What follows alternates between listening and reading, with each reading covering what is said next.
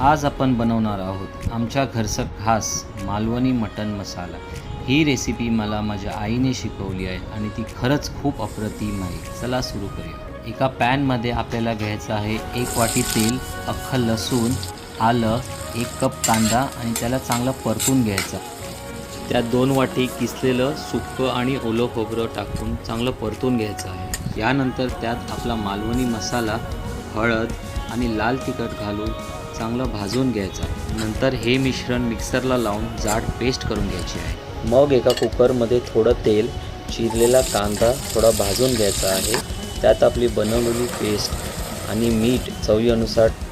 आपल्या बनवलेल्या मिश्रणमध्ये 1 किलो मटण, 1 कप पाणी टाकून 10 शिटी येईपर्यंत मटणाला चांगलं शिजवून घ्यायचं आहे।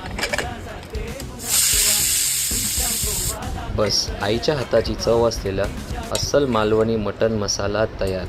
गरमागरम भाकरी किंवा भातासोबत खा आणि घरच्यांसोबत या मटण मसाल्याचा आनंद घ्या। रेसिपी आवडली असेल तर लाईक आणि सबस्क्राईब करा।